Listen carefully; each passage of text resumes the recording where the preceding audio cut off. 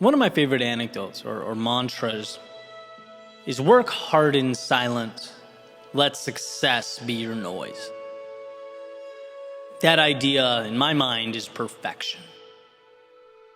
Let your growth, your evolution, and yes, ultimately your accolades do the speaking for you. This always hit home for me for two reasons. One, because things of value come with a hefty price tag. We know this. Excellence requires sacrifice. It is, in many ways, both a daunting and worthwhile pursuit. And two, well, because we often conflate flailing around with progress. In fact, some of my favorite books, whether it be Deep Work by Cal Newport, Relentless by Tim Grover, The Obstacle is the Way by Ryan Holiday, part of what captivates me with these is the emphasis on what we are willing to do in silence, behind the scenes.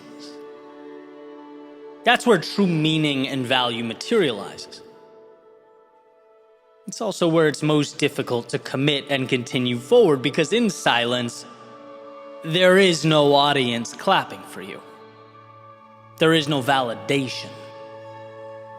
When you're building and reading and improving, when you're at the gym or on those calls, establishing that foundation, putting in the hours, it's easy to look around and have doubts. Right? Our brains go, I did the work, where's the reward? I sacrificed, so where's the payout? It's not intuitive to understand that, hey, it's not visible yet.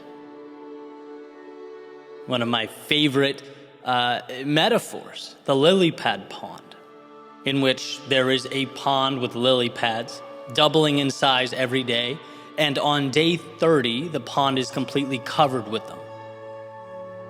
So what day was the pond half covered? And if we're thinking quickly, we might be inclined to say, well, half of 30 is 15, so it was half covered on day 15. But that's wrong, because if they're doubling every day, that pond wasn't half covered until day 29, and only a quarter covered on day 28. Meaning every day before then, the change was so small that perhaps it wasn't even visible to the naked eye. So small that to onlookers, the prospect of it one day being covered might have seemed far-fetched. But what was at work was the necessary change to set the stage, to start what would ultimately become the exponential growth that is noticeable, impactful. Now, of course, lily pads are not human, but little thought experiment, let's say they had been. I'd like to believe that talking about their growth, their plans, right, them screaming about how great they are and what they will someday be would not have helped them grow faster.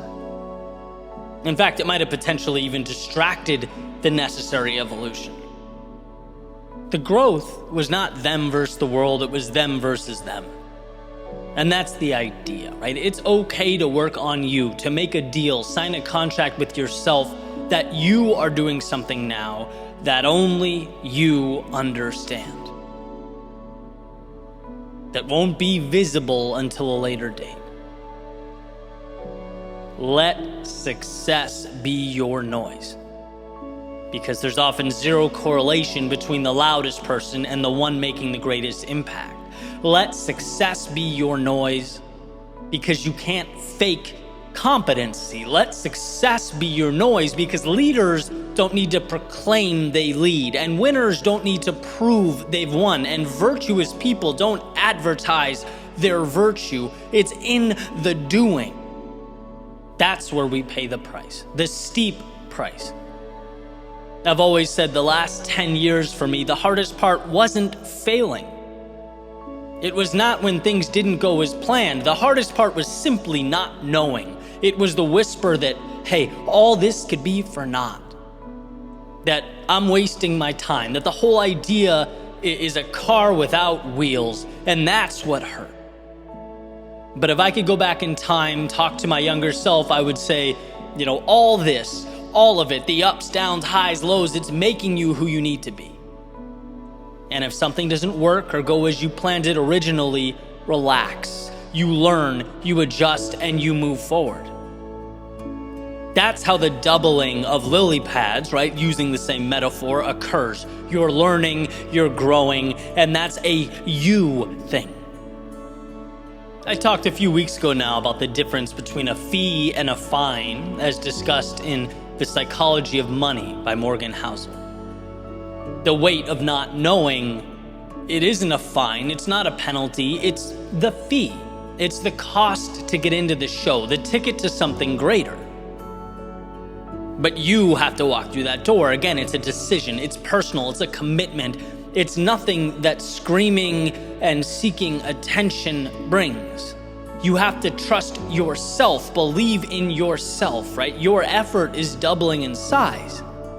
It's compounding exponentially, and you don't need to convince others. You need to stay consistent and build yourself up until the world has to notice. Trust the mission you're on.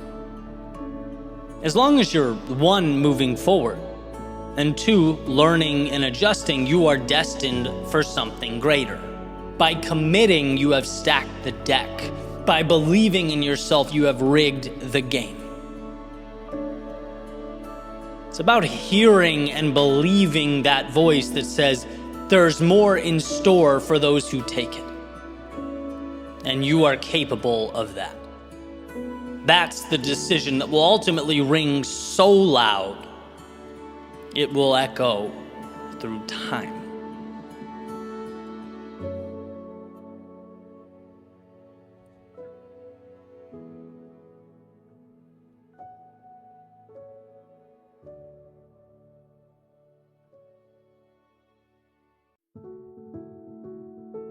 In a way, the world is a mirror that reflects how you feel. And if life is consistently mirroring back images that aren't ideal, perhaps it's time to chip away, not at the world, but at yourself. It's time to work. And sometimes that's roll up your sleeves and be better work. Let's get up a little bit earlier work. It's hit the gym or study or give more work. But sometimes it's acknowledging that if in this chapter of your life, you find everything around you intimidating or too distant or out of reach, it's not because the world is too big, but rather you've let your own image get too small. It's the identity that needs the maintenance. We do things because we see ourselves as doers of those things, right? Soccer players play soccer, writers write, painters paint. No one who's ever identified or introduced himself as a runner has ever broken a world deadlift record. No, runners do runner things. Bodybuilders do bodybuilder things. People who view themselves as small do small things, and people who see themselves as capable or strong, daring, adventurous, larger than life, well, you get the point. We're out there overanalyzing all these details, trying to decipher code without realizing that we've already won or lost. You gave yourself permission to run 50 yards and then became Sherlock Holmes trying to figure out why the world wouldn't let you reach yard 51. We go as far as we allow ourselves to go. We do as much as we allow ourselves to do. We become who we allow ourselves to be. I'm not saying the other variables don't matter. Of course they do. I'm saying over time, those variables become blocks for us to build ourselves up or build walls around ourselves that keep us down in one place. If the world feels bland, give yourself permission to seek out the beauty. Be someone who finds joy in life. If the world feels lonely, give yourself permission to connect with others. Be someone who brings people together. If the world feels chaotic and confusing, give yourself permission to break it down. Be someone who turns big things into small, manageable things. If the world feels sad and disheartening, give yourself permission to uncover what makes you smile. Be someone who, in the darkness of night, can find that light switch. Because for every reason to be sad, there's one to be happy. For every reason to be weak, there's one to be strong, so on and so forth. Of course, it's not the easiest to remember when we look out and don't like what we see. But knowing that the solution is internal, knowing that you decide who you are, where you're going, and where you stop, as much as humanly possible, it puts fate in your hands, which is right where it should be.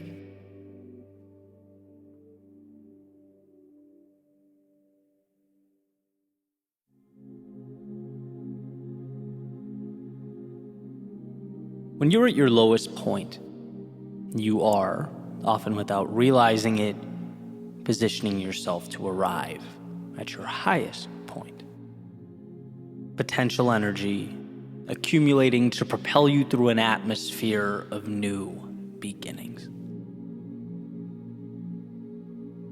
See, I believe our adversity is life asking that we submerge and dive deep. Sometimes very deep, just to remember how badly we need that oxygen above. So that when we again come up for air, and we will, we notice the warmth of the sun on our face and the calming sound of the waves crashing on the beach. You don't make the most of what's around you until you recognize that what's around you is the opportunity. And so life reminds us. A taxing reminder, right? It rarely gives without first taking away. It rarely opens new doors without closing old ones. And that, to put it simply, can hurt. They don't teach you in school that growth is painful. But as it turns out, a life without growth isn't much of a life at all. And so we must dive deep. We're given no other choice. Without night, there is no day. Without suffering, there is no beauty. Without those depths below, there is no surface above. Our submergence is our transformation. The cocoon that separates who we were from who we will be. But unlike the butterfly, it doesn't just evolve once. Our journey requires that we are continuously growing a new pair of wings. Life is chaos. Life is unpredictable. Life is hard, but you were built to not only endure in its arena, you were put here to excel. To learn the rules and then expand upon the rules. Sometimes break the rules. You were put here to take the difficulty and provide meaning to it. Piece by piece, as if it were the construction of a rocket to the moon. Little pieces of at one point frustration and confusion and chaos combined, reused, and transformed into exactly what you need them to be. Emergent properties. You just have to be willing to see beyond the now and assemble. To come up for air and soak in all that awaits at the surface like you've never done before.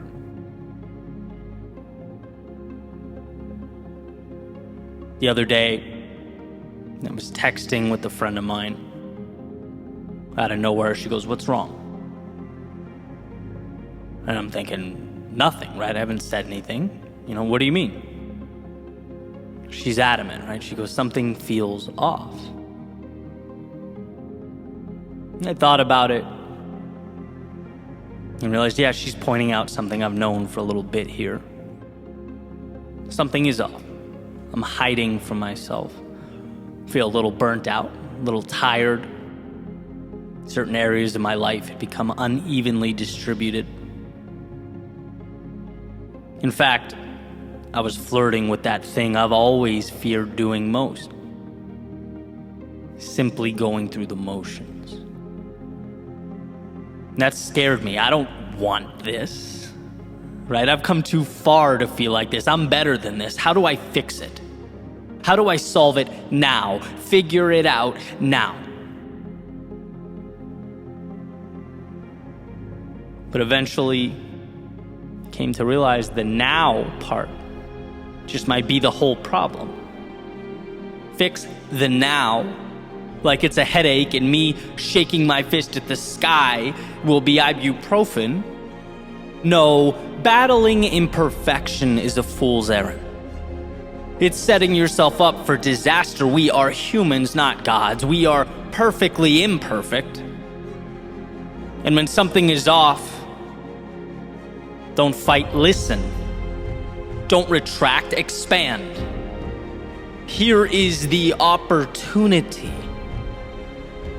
I'm under the surface, diving down into the depths of my own soul. Hear what it has to say, so that when I come up for air, and I will, the sun will warm my face like it never has. The crashing waves will offer a symphony to my ears that I've never heard. And I'll see that the world I'm taking in is more a reflection of me than of it. As that saying goes, you don't see the world as it is. You see the world as you are. And how lucky to have taken a step back, a trip below the surface, to realize again that I am the painter, not the critic. My world had become black and white, not because we live in a black and white world, but because sometimes we forget to put the color in. Sometimes we don't give ourselves permission to expand beyond the parameters we've created for ourselves. So with the breath and the oxygen will come a new appreciation, a liberating gratitude. There's nothing so sweet as remembering that both the castles in the air and the chains at our feet are imaginary. And hey, you get to choose which one to believe in. See, what time has taught me is that there is strength in our vulnerability, in the times we fall or lose ourselves.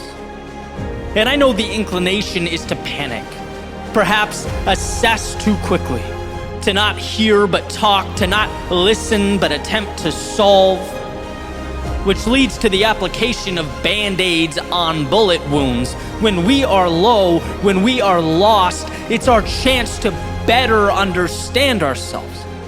It's the metaphorical equipment room where we stock up prior to our next ascent. And if I could emphasize one thing, it would be that our perceived understanding of life, it oscillates. Sometimes we feel like we get it. We do. And sometimes we feel like we're sprinting with our eyes closed. It's a riddle we will never fully come to solve. But I do know one thing. We can't change the unpredictability of the world, but by observing, by listening, by getting back up, we can change ourselves. By recognizing our strength, we can utilize the downtimes, as they are the education we've been longing for. Remember, the world does not and will not ask perfection of you, so don't ask perfection of it.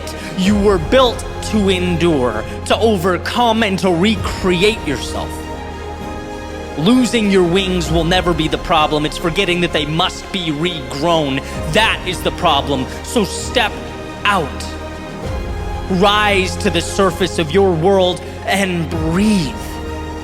Take in the surroundings that will become your resurrection story if you let them.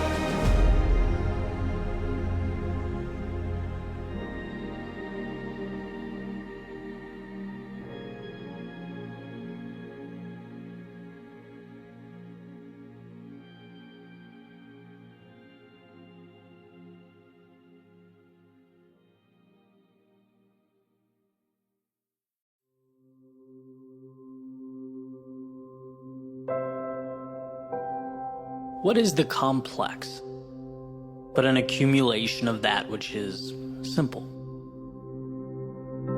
What are big things, if not just a multitude of little things?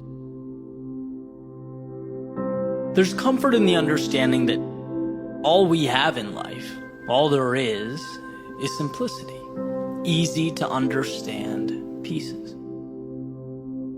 It's just that sometimes we stack them so high that they start to take a new shape. But like Greg McCune references in his book Essentialism, the power isn't always in acquiring answers. You already have them. They're in front of you. The power is in cutting away the things that don't need to be there, removing all that stands between you and your ideal existence. And I think that's one of life's great misunderstandings. We don't need to find more. We need to remove that excess until we're face to face with what matters. And to adopt this principle, it's nothing short of liberating. Chaos, confusion, disorder, they don't imply that you lack the right things. They suggest you haven't stripped life of the wrong things. You have not simplified. 1,000 miles is intimidating when you look at it holistically. It's a long journey. But it's just a collection of steps, and well, shouldn't we find solace in the fact that anyone can take one step? It's not a game of complexity. It's a game of understanding what's in front of you. And what's in front of you is always manageable. So much of our stress stems from forgetting what that journey is made of. Whether it's a change in career, mastery of an art, some kind of personal transformation, the result we want, when looking at it from the starting line, it's too complex to understand, too many pieces stacked up. So let's break it down. Let's find the foundation. What's really there? What are the 1, 2, 3 things we need to do? What is that golden question? What matters? If you lose sight of that, then you will stumble through life. I've learned this. I've lived it. The time I take to myself every day is invaluable to me because I ask myself those 2 questions. What matters? And what are the simple steps I need to take? What can I remove? I was talking about this during an interview this week, my personal growth. And one of the most important aspects has been the understanding and the zeroing in on what's important. I used to take so much pride in composing the background music to these speeches, end to end. Right? I used to love to be able to say I did it all. That was, so I thought, the great differentiator. But ultimately, I learned to take a step back and ask what matters here. What do you care about? It's the storytelling that I love. It's the impact. And let's be real, no one cares who wrote the background music. It's holistically, how does the piece make you feel? Right? And this understanding allowed me to cut away, license the music, save 2 days a week, acquire clarity, and realize my goal is not to be Mozart. My journey is to be one of the great communicators, storytellers of our time, and if a day goes by where I'm not taking a little step towards that, it's the wrong move. Small example in the grand scheme of things, but right on point. It's the power in understanding what matters that makes a difference, that allows you to grow, evolve. And I'm confident that this not only applies to long-term pursuits, but also our challenging times, the dark moments, the periods of uncertainty and discontent. Same concept. Where do you want to be, and how do you get there? What's the simple thing you can do to close that gap? Because you are never helpless. You can always do something. And my friends, those little somethings ultimately evolve into everything. And when we put our phone away, step beyond the noise, spend time with ourselves, we can see how much of life is running in place. Stacking and stacking pieces that aren't even part of the masterpiece we're trying to assemble. If you want answers, start with the understanding that they're buried under mountains of things you don't need. So cut away. Cut away the people and places and things that convolute your story. Cut away the exhaustion of time that provides no value in return. Cut away the thoughts that make life more complex than your journey from where you are to where you'd like to be. As you stand right now, you have everything you need, and there's nothing greater than that, nothing more powerful than that understanding. So why not step outside the complexity that you've manufactured, that you're living in, into a world of clarity, simplicity, and capture what matters.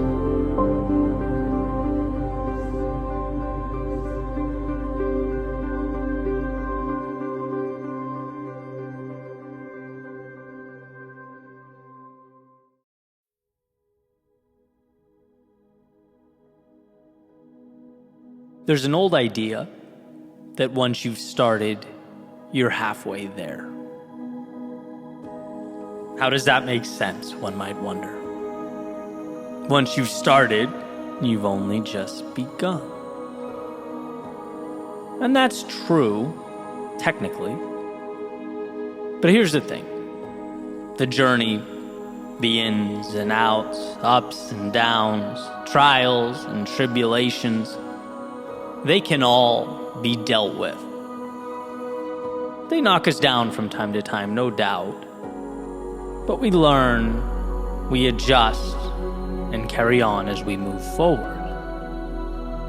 Most success stories, they're crushed, not because of that adversity along the way, but because they never begin.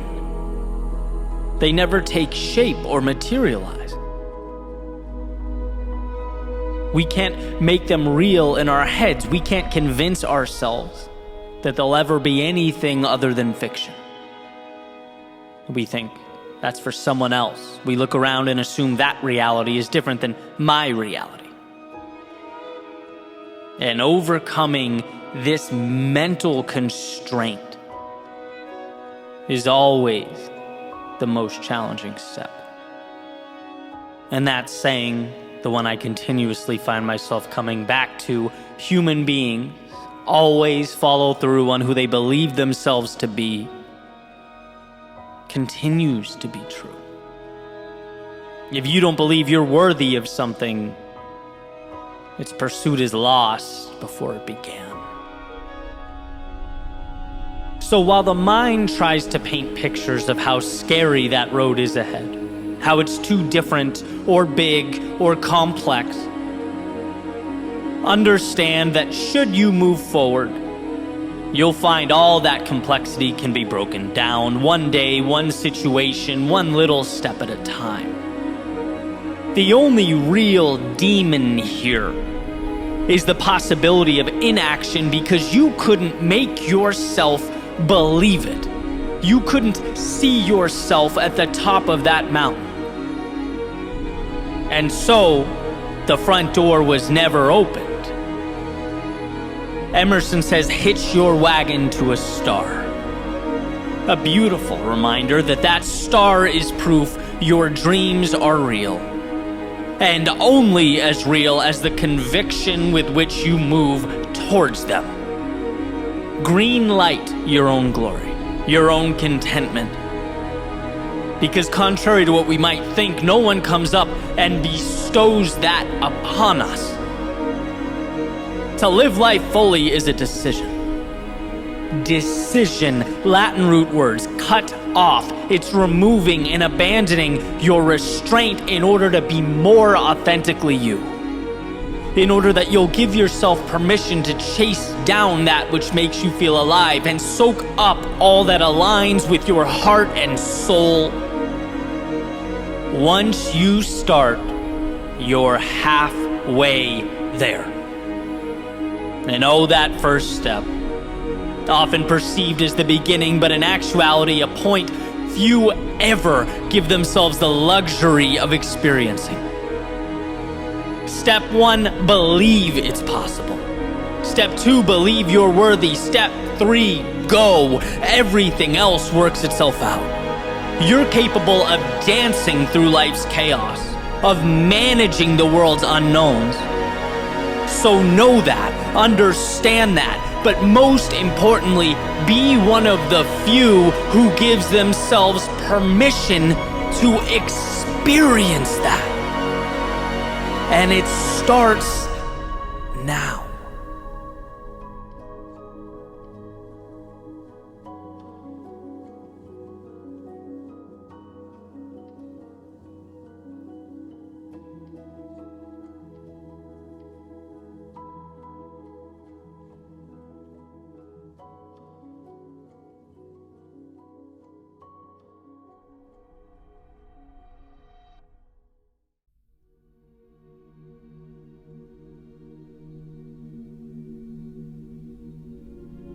It's not about what happens to you. No one escapes adversity. No one lives free of discomfort or misfortune or struggle. No, it will always be about what you do with what happens to you. In other words, it's not the event, it's the response. Not the obstacle, but the ability to navigate around it. Not the wave, but the ability to ride its momentum to something greater. It is not what happens to you, it is what you do about what happens to you. The famous Roman emperor and Stoic philosopher Marcus Aurelius said, "You have power over your mind, not outside events.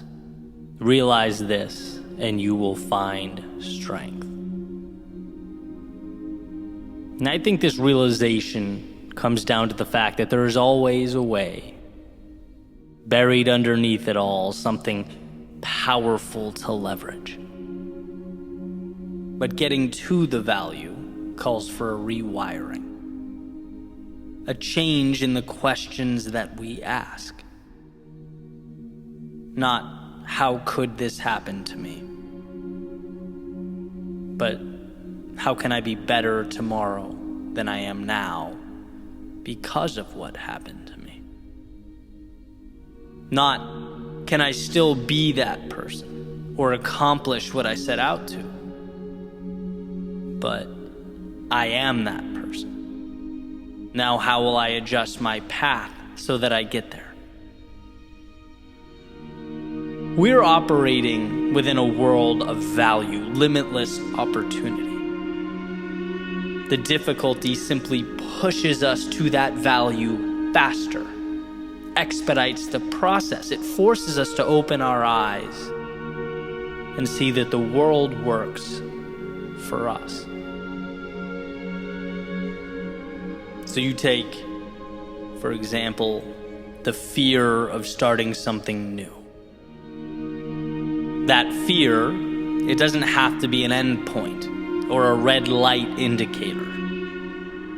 Fear doesn't mean you're not qualified or prepared or equipped. It simply lets you know that you have finally acquired the courage to step out of the safety of the only world you knew and into the turbulence of growth, onto the path of something better. and where it's easy to move away from that feeling, to turn your back on the chaos and retreat to something simpler, maybe something more predictable or contained. What if you viewed the fear as the price that we all have to pay to pull the curtain back on the best things life has to offer? Changing the question from, will I be afraid, to instead, this is important, this is meaningful, therefore it's inevitable that I will experience fear, but what will I do about it? How will I conduct myself amidst the fear? Will I continue forward? Those are the questions that contain the value. Right? I can't keep the water from rising or the walls from caving in. No, that's an inevitability where I'm going. The worthwhile road always has its adversity. But will I use that water to learn to swim? The walls to climb, to adapt and scale? What will I make of this? That's the question that becomes the difference. And sure, you could stay away. You could choose not to take the path that presents the danger and the turbulence. You could attempt to contain the world around you by simply refusing to experience it. But then, of course, you become presented with the question, why intentionally refuse to cash in a winning lottery ticket? Why diminish your gift in such a way? If it's not what you look at, it's what you see. Why see the world as an adversary? Why see yourself as less than you are? The saying goes, when you fight for your limitations, you get to keep them. You'll never exceed the person you've decided yourself to be. And yes, the world can feel intimidating. It's unknown. You in many ways can't control the characteristics that make life what it is, but you can always control you. Just like you can't control the wind, but you can adjust your sails. You can't control the tides, but you can predict and plan and execute accordingly. You control you, and that is where the power is. And of course, there's going to be times where that's hard to see, when it's not your first instinct to find the value. Take, for an example, a change, a loss, the end of a relationship, the point where people tend to feel their lowest. It hurts to have something and lose it. To have what you were once so sure about challenged, what you once believed in called into question. But this doesn't have to be a referendum on you as a human being, right? Sure, you made your mistakes, but you have the opportunity to dwell on them or to acknowledge them and ask the question, I know what I know now. How can I be better than I've ever been in my life? How can I position myself to get more of the good and less of the bad? Same idea, different context. When those walls feel like they're crumbling down, you have to know there is more on the other side, just beyond what the eye can see. And this isn't just an idea I play around with in my head. I make a concentrated effort to think this every time something goes wrong. When my first reaction is emotional, my first emotion is anger or frustration. It's like, take a breath, compose yourself, and start looking for the value. Because here's the truth, the world is not going to end today. There's going to be a time down the road when I look over my shoulder and right now is a distant memory. What will I have done with it? And it's the times that might have broken you that contain the greatest transformation. I like to say the greatest tragedies or the hardest times made me who I am today. The losses taught me that I had everything I needed. The failures showed me what I'm capable of enduring. The times I was let down taught me to depersonalize the shortcomings of others, but to simultaneously hedge against them. The times I was lost showed me we only discover or meet our potential when we leave the little day-to-day realities that we create. Why? Because we are in control. Not of the external, but the internal, and that ends up being a bridge to a reality that means something. So when you find yourself at the base of a mountain looking up, understand that there are two ways to perceive the climb. You can see it as the gravity pushing down on you, as Earth standing in your way, or as an opportunity to ascend to a version of yourself that previously not only didn't exist, but wasn't available. This is your opportunity. The same opportunity that the vast majority of the world would disregard or misinterpret, that most would feel fear of and be dissuaded by. Most would live in the stories about who they aren't and what they aren't capable of, but not you. You didn't place that mountain before you, but you sure can extract the value from it. All you have to do is decide that you're capable, and that the meaning and the value and the freedom of tomorrow means more than the discomfort of today. If you allow that for yourself, you will become truly unstoppable. Not because the path simplified or got easier, but because the traveler trusted himself to walk down it.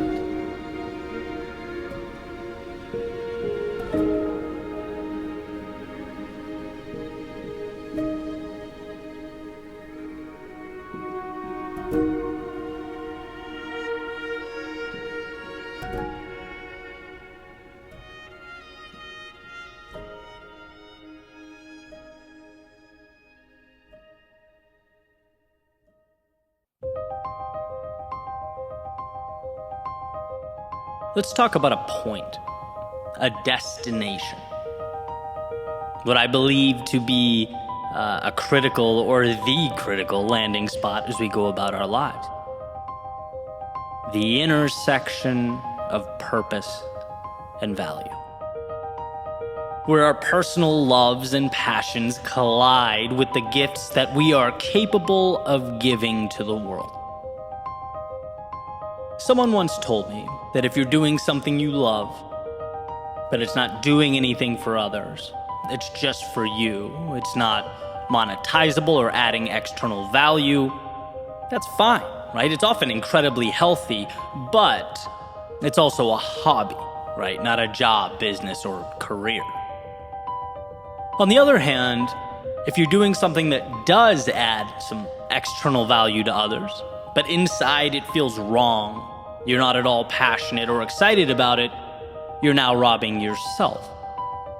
One, because you're exhausting your limited time on this planet going through the motions, and two, because if you aren't at all invested in or excited about that thing, there's going to be little incentive to innovate, right? To go above and beyond, to find that ever elusive value that hides in the fringes. So the answer, the goal, as far as I'm concerned, is searching and exploring until you find that point, that aforementioned intersection where you get both. Where you wake up excited, thinking about what lies ahead throughout the day, and are simultaneously able to add value to the community at large. That feeling of being able to pour your heart and soul into something while also knowing there is much at stake. It's extraordinary. The thing is, though, it's often a challenge to capture. I remember I was invited to do an interview years ago, one of the first I'd ever done. And I still remember this question, right, to this day. How did you end up a writer and a speaker? Did you plan for it? Was this the goal? And I remember saying, no, it wasn't the goal. And he asked, so you fell into it? And I kind of said, yeah, that's about right. I fell into it. That was essentially that. And as I look back now, that answer, even all of these years later, drives me crazy because it does such a disservice to the truth. That's like saying someone fell into their dream job. How does anyone fall into any role? Right? No, life is about growing, learning, adapting, and repeating the cycle. It took me time and persistence to find that intersection of internal purpose and external value. And I talk about the journey a lot, so I don't want to go into too much detail, but very briefly, I went from a corporate position where I may have been adding some value, but was pretty dead inside. I then moved to, playing acoustic shows and writing music around Boston, and it was an improvement. I certainly enjoyed that to some extent, but had a ways to go. And also the external value wasn't quite there. And then moved to writing speeches, which I discovered writing was what I loved about the music. That was an epiphany. That was a light bulb moment. So I started writing more and more and more like a crazy person and started to finally feel that power of impacting others in a positive way. Okay, noted, right? This is a good thing. Keep moving forward. I started moving on to making videos combined with writing and, oh man, getting warmer, right? And by the way, video is scalable, so I'm helping and adding value to even more people. Then move on to YouTube, keynote speaking, and ultimately the media company I have today. And so I look at all that, right?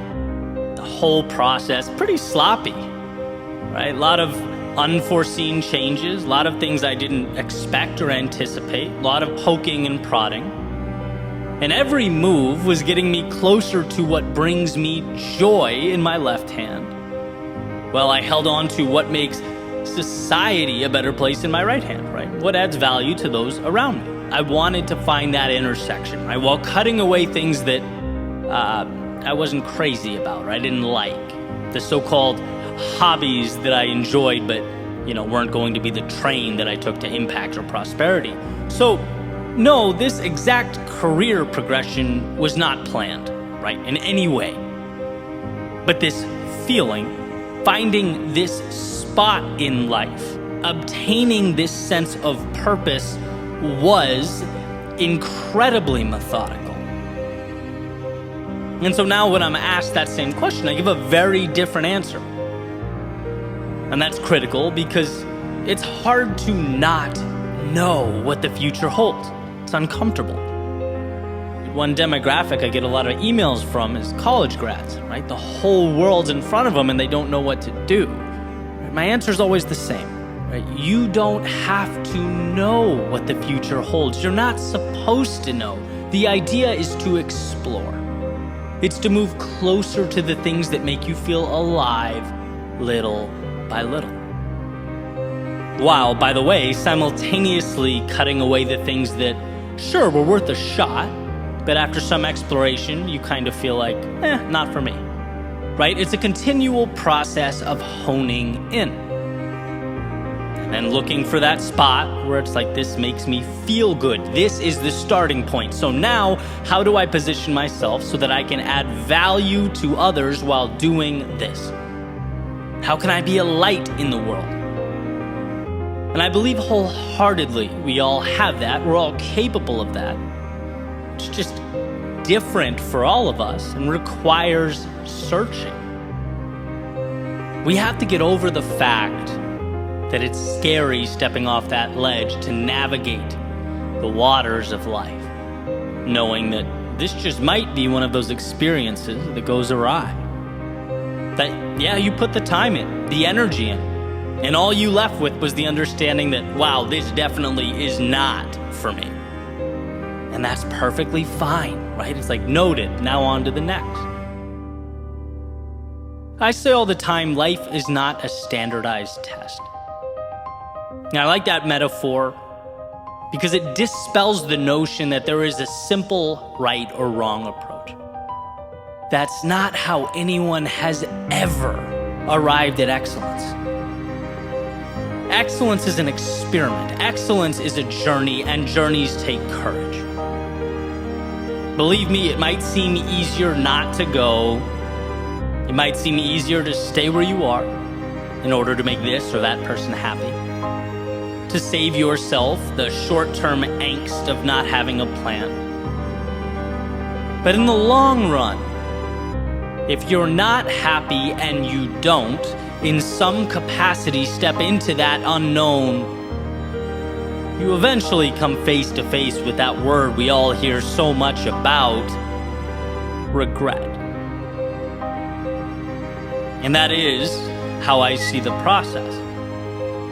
Saying no to what you want so that you can avoid the short-term discomfort is essentially picking up the phone and making an appointment with regret. The only question is whether the reservation is in 2 months, 2 years, or 2 decades. So why not set out in search of that remarkable place? That intersection of what you love and what lights up the world. What prompts you to jump out of bed in the morning, and what just might inspire others to do the same. When you are in doubt, take the question, is it possible, and substitute it for, how can I get there? When overwhelmed, remember that you are not alone in your frustration or your uncertainty. That the world around you was built by people, men and women from all different backgrounds and all different places with all different stories, who took that light in themselves and didn't stop fighting, pushing, searching until it became a beacon not just for them, but for those around them. I said it before, I'll say it again. We are all capable of that. That version, whatever it is in your specific life. You can have that reality. You can be that person, but you must both believe it's possible and start moving towards that life-changing point.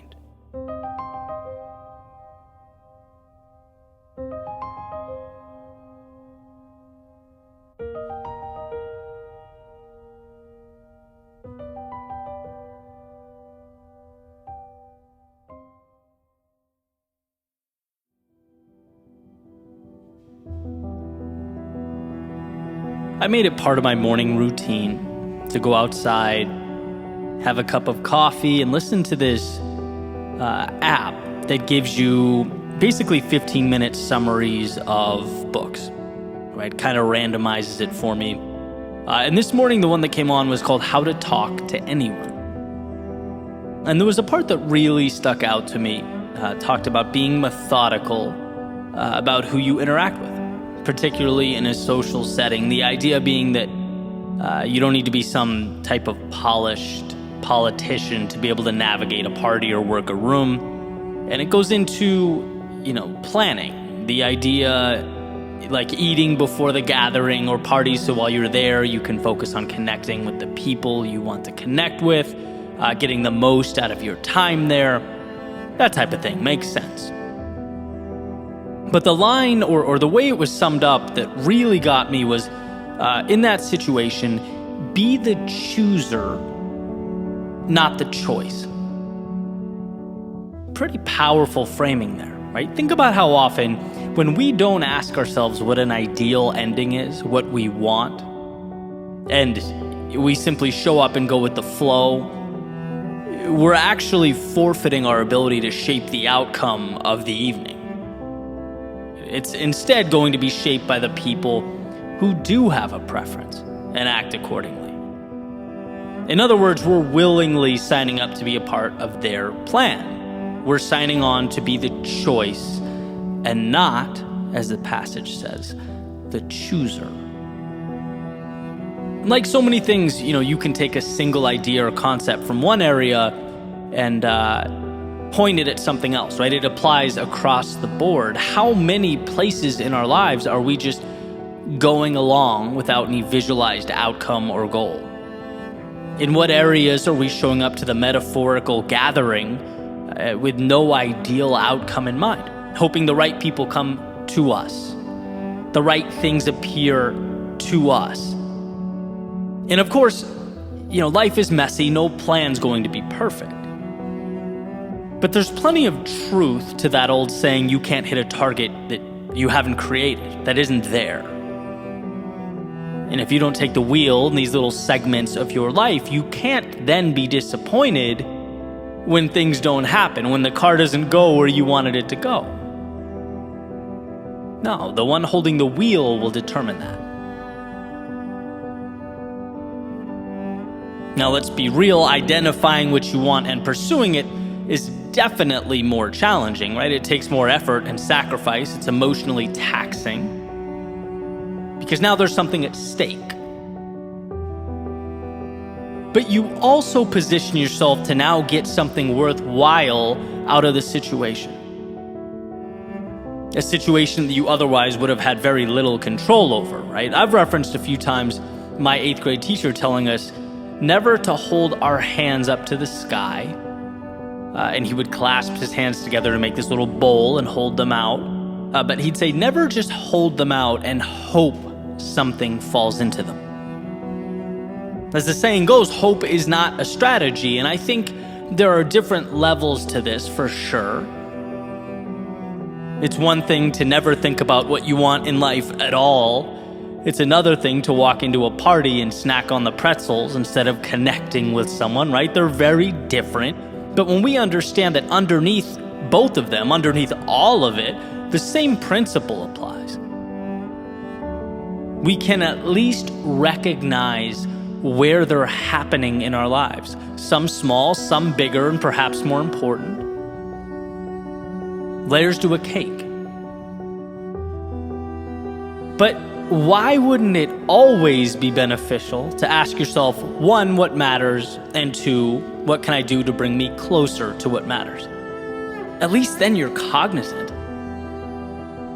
I think often the greatest opportunities are lost simply because we're not aware of them, right? So if we make ourselves aware and we miss the opportunity, let's make sure we missed it because we looked it in the eye and chose no.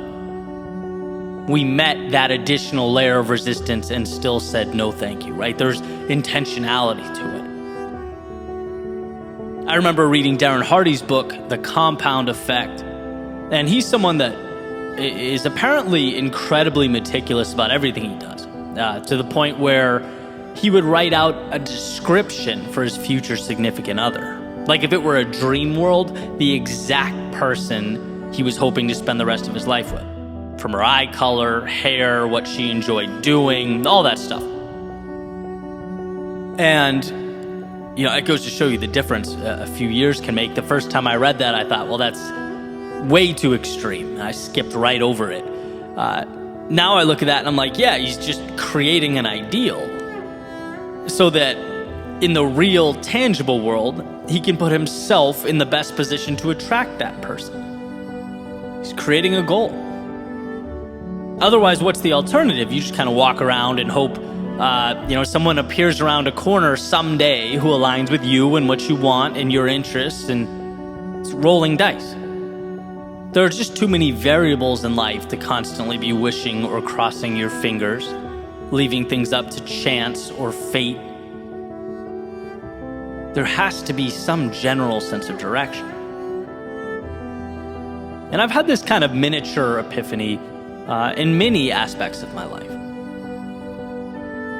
For example, business, I've been asked, well, what do you want it to look like the next 5 years? It used to be, 5 years is a long time away. Do I really need to know? And it's like, if you don't know, then what are you doing today? You just repeating what you've always done? Are you acting randomly and hoping it takes you somewhere that will make you happy down the road? No, you have a vision, and as Bezos has said, you hold the vision and you continually adjust the process. Again, life is messy, things will change 5 million times, and that's okay, but there's a better chance good things will happen to you if you identify what they are and seek them out. Even smaller example, Boston, my home, I lived there, I love the people there. But, 5 years ago I was at a point where my work was remote, my team was remote. So rather than simply endure, November to June every year, I asked myself, well, what's my ideal lifestyle like? What if I design around that? Why not move somewhere that really excites me? Now I can run in the heat in January in Miami, right? That's not a small thing in my life. That makes me a lot happier. And so it's little things like that. You get the point. From the big things to the tiny details. If you don't choose what you want or choose your path, life will simply choose it for you. And that may or may not, be in line with what makes you happy. Or the idea, as many of us have heard in a different way, if you don't pursue your dreams, you will undoubtedly spend your days working to help someone else build theirs. Without you taking control, taking initiative, life will, and you will become a pawn on the chessboard of life. So ask the questions. Look in the mirror and delve into the aspirations of the person looking back at you. From social events, sure, to your significant other, to your work or business, to your overall life goal. What matters to you? In these various arenas of your life, what does success look like? What does fulfillment feel like? And once you have that blueprint in your mind, you are now on the road to ensuring its construction. The construction not of a world you were given, but of a world you chose.